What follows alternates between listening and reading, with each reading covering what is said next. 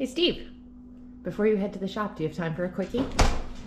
Sorry, I meant a quick van video. I'm gonna need more coffee for that.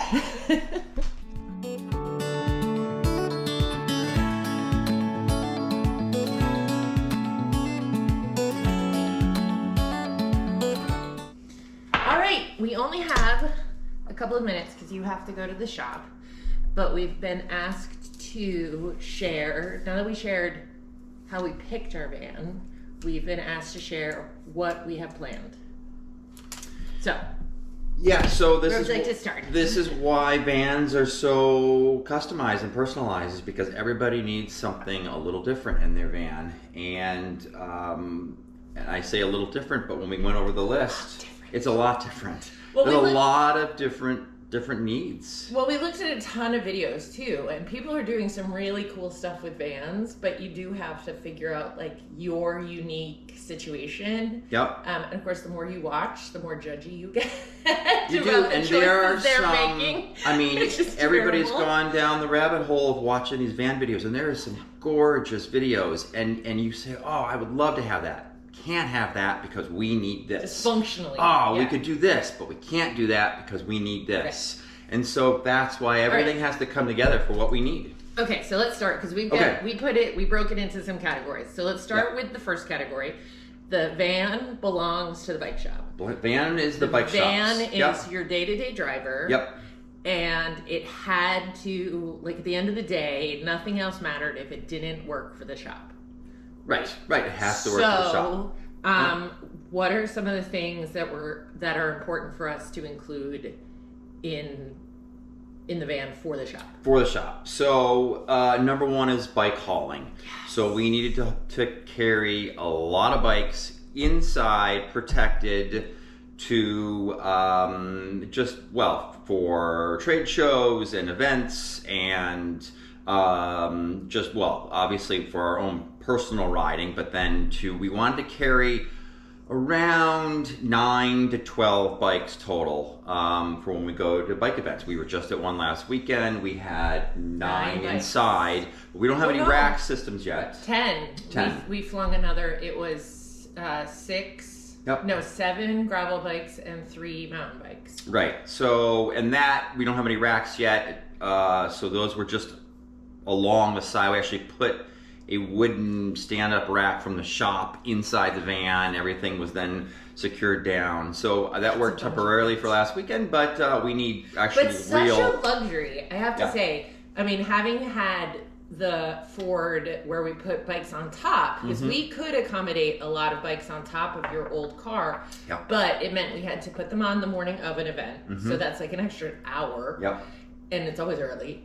And it meant if we were driving home, it would start to rain. You would start getting very upset because the bikes were in the... especially with... So like, it was great. It's been great. Even now, it's been great. We've had 3 events with the van so far. And being able to just put stuff in there the night before, have it be protected, be able to stop somewhere if we want to on the way to and from.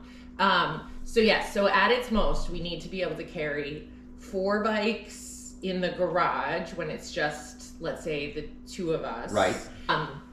Where our bed is going to be when we are traveling with bikes but don't plan on camping, we think that will be the space that we use to store bikes. So that is the plan, is to have the bed loft be the additional bike storage where we can stack them up alongside. Yeah. Then you also need for the tools, we need the tools. We need an air compressor, we need a bike stand, we need a workbench area, whether that be inside or outside. Primarily, probably for most cases, just an outside fold-out workbench table. Right, but we're not going to take up, like with the kitchen area, we're not going to like embed a cooktop in there because we want to make sure that counter is so if you need to do any work on bikes, you can do it on that counter. Correct. Okay. Yep. So that's the shop. Yep. So there's the one need, is the primary need is the shop. And then we talked about, I mean, obviously traveling. Yep. And a lot of these vans only have the front 2 seats, and there's no other capacity to travel. Or Correct. if they have another seat back there, it's like a banquette. Yeah, it's a banquette seat. Pretty. It's to sit and eat, but you can't drive in those seats. I'm Right. sure people do, but or maybe at least just around the campsite, really right? Judgy. Right. So we need both for our kids, because we're going down like away this December. Both for the 2 kids, also for our dog, so that she can sit on something. Like if she's by herself back there. Right. So these are our grown kids, so there's limited travel with them. Right. Yeah. But also just friends. Like the idea that we would have a vehicle that we couldn't like load. I can load 3 girlfriends in with our bikes, and we could go up to do a ride. Yep. You go up to Kingdom Trails. Not that I've driven it yet. The big area in Vermont. Say, right. We want to be able to take 4 people up there. Right. But they have to be street legal seats. Correct. Well, yes, they absolutely do. They have to be safe. They have to be safe. Yep. They have to have a seatbelt. They have to be forward traveling. I'm not traveling sideways. Right. Right. So those are the big things. And they have to be comfortable for long hauls. So there are some great fold-down benches with the seatbelts integrated. They are made for vans like this, but 2 adults sitting in those benches are squished together. It is great to safely get to where you're going, but not for long distances and not comfort. Yeah, and that's the other thing. That the seat behind the driver's seat, we've been thinking of also as my office. As your office seat. So I own a marketing and advertising agency, and I can work remote. And so the plan when we're traveling is that I can continue to work while you're driving. So that back seat needs to be safe. It needs to be comfortable. Right. It probably needs to have some kind of table set up. A table. It's going to need electrical near it so that I can plug in. And of course, we're going to have to make sure like Wi-Fi and all that works. So that's like that one seat in particular we've been thinking of as like my office. Right. Yep. Your office seat. My office space. Mm-hmm.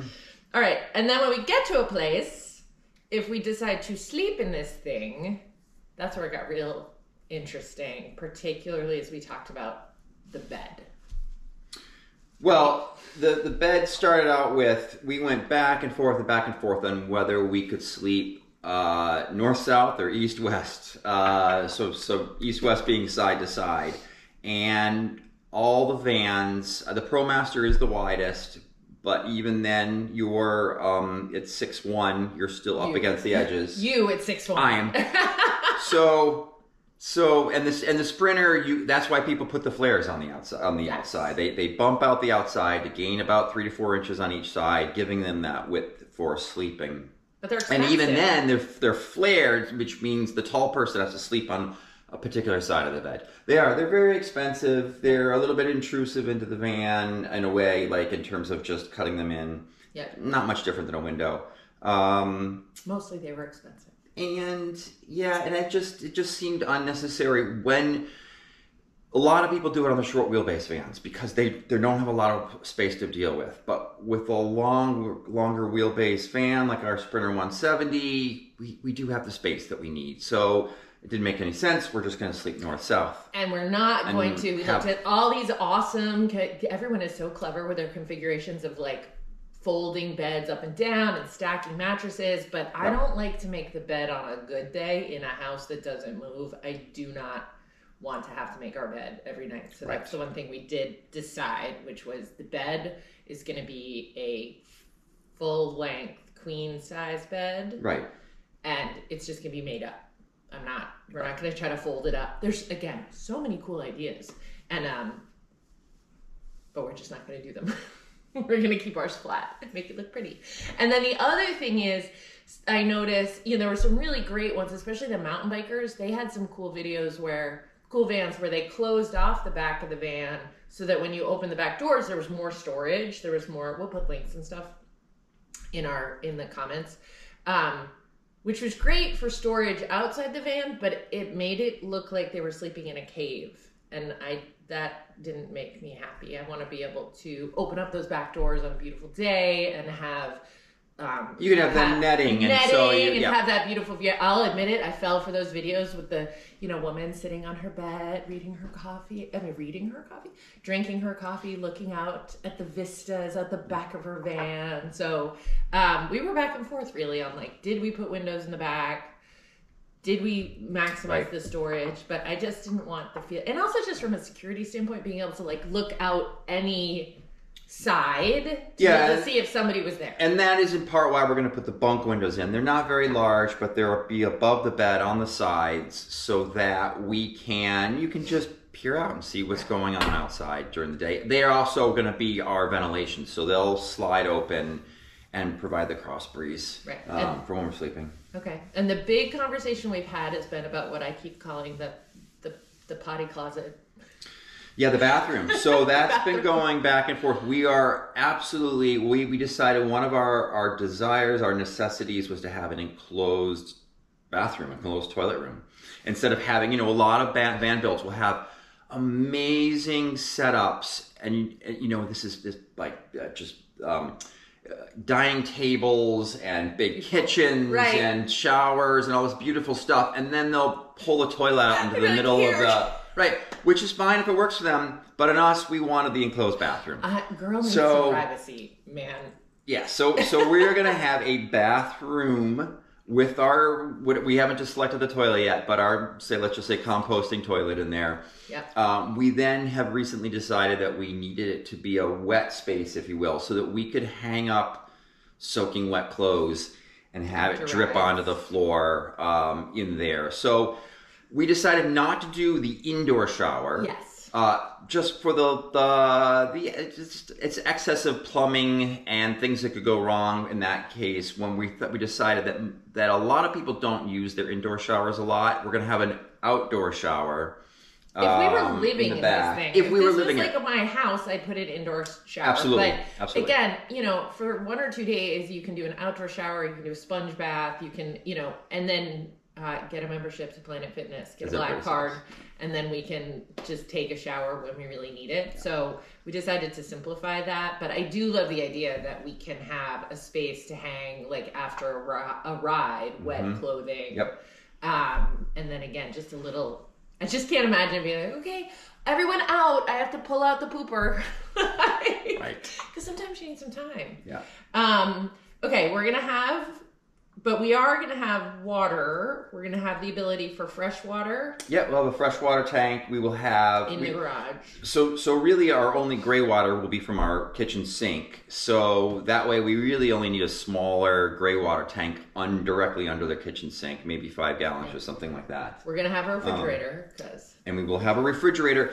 There, again, is another thing we've gone back and forth on, but we've decided on our traditional swing door refrigerator that we will hopefully have a little higher than floor height so that we don't have to stoop over so much to look in there. And basically have it feel and look like a real refrigerator. And the size is also something I've gone back and forth on, but I think we're settling it around that 85 liter 3 cubic foot size. Fun for us. Cooking. We're not, as we said, so the sink will be built into a countertop, but we're not going to build in the cooktop, and we're definitely not doing anything with gas. No, so it'll be a portable induction cooktop that we can just take out. Plate. So modern day hot plate, but that way we can take it we can put it outside, we can take it inside, but it keeps that countertop free. And I also worry about it breaking, like just getting cracked. Yep. Heck, ours got cracked here. So that brings us to systems and outdoor stuff. So we just talked about the water. Let's talk about how we're going to power all this. So the plan right now is to power this. So we're not going to do a separate system in terms of individual batteries, a inverter, a solar charging equipment, distribution box and everything. Nowadays with the all-in-one power units, that makes more sense for our use because we don't need to haul this around. Again, we're not living out of this. We don't need to haul around our power equipment every day, everywhere I go. So the ability to take something in and out of the van that's useful actually elsewhere. So we'll do another video over exactly what unit we selected and why, but we're getting basically a 200 amp hour power unit that has all of the inverters and the solar chargers built in. Everybody's now kind of familiar with all of these. And so I can just basically pop that into the back. The cables will already be there that are already distributing around the van to all of the lights, the refrigerator, and everything. And then I can just, there'll be about 4 plugs, and I'll just plug, and the whole van will be powered up. And we actually have a smaller one. We already have a smaller one. That we have a smaller one. We have a 100 amp hour one. Yep. And that one we decided, rather than like putting a port on the outside that we could plug into, we'll also have that, so that can sit outside if like I want to work outside. Right. If we want to cook using the induction cooktop outside. If we want to make hot cider, which we just did with it.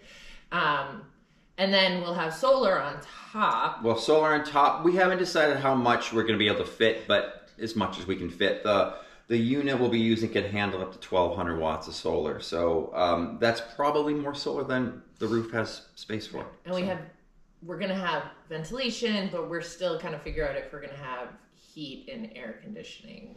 Yeah, I've talked to a lot of people about air conditioning, and so far the consensus is mainly definitely don't get it right away and see if you need it. Well, again, like the idea that we can fling open the back and have some fans going, or we can have just some natural breezes. I mean, we live in the Northeast, and we're not, if it's the heat of the summer, we won't travel south. We will stay up north. And in the winter, we'll travel south. Yeah, well, I mean, in the heat of the summer, the shop is at its busiest. So we're not going to be traveling that far or that often in the heat. Right, it'll be mainly 2 and 3 day getaways. So it's mostly going to be the fall. And I mean, now, as it is now, if we take our tent, we don't have any air conditioning. So, correct. And then the other question will be heat. But yeah, I think kind of waiting on all of those. We are going to get a canopy for outside, right? Yep. We'll get an awning system that goes on the roof rack. So we have comfortable. So that's another need. Yeah. Yeah. And then, so what have we been doing to like plan all this? What are some of the tools we've been using? We've been watching all of YouTube.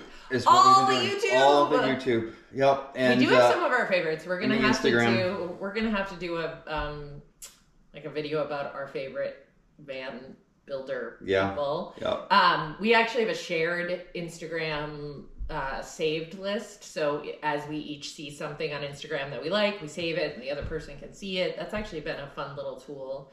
And that's been great. It has been, right? Yeah. And then I did subscribe to Van Space, which is one of the many ads that came across my Instagram. I bought the one-time planner cost. And I did that before we bought the van. And I mean, it's not quite as intuitive as the ads will make you think, but I did find it to be super helpful to just how big are things, right? Like, it's one thing to have your sketch and you're sketching and you're like, oh, this is how big a chair is, or this is how big the bed is. But they have it where you're like, oh, let's put a queen size bed in. And you realize, dang, that takes a lot of space, or a fridge takes a lot of space, or the 2 captain's chairs. So I actually think that was well worth the investment. Yeah. And so the other thing I highly recommend is I created a spreadsheet right away. And anytime you see any little item, product, idea, it could be, there are vans that we absolutely don't like, but we see one great thing in there. Yeah. Make a note of that. So every time, no matter where I am and what I'm doing, if I happen to see a product, it's something that interests me, boom, right into the spreadsheet as a note. So I have different tabs for that in terms of build products and materials, and then of course items purchased already and that sort of thing. You also have we have an Amazon list that you've been adding things to, which has been, I mean, it's totally random stuff, but there have been a couple things just as we went into Christmas that I said to my mom, oh, he put this and this on there, why don't you go ahead and buy that for him? And sometimes the item in Amazon is not what I want, but I know when I put it into the list, if you revisit that item and you go to the bottom, you're like, okay, here's all the related items, because I know that those related items are what I'm interested in. I just haven't had time to research those yet. So that's why sometimes I'll put a certain product into the list that I'm only putting in there because that's going to remind me of that type of product, and I can go then research all the related items. All right. Anything else that we've planned? No, I have to get to the bike shop. You have to get to the bike shop. Yep. All right. Remember, you can continue to follow our van build by going to STBGVanAntics.com, or you can find us on Instagram, of course here, by liking and sharing and commenting. What are you supposed to do on YouTube? Subscribe.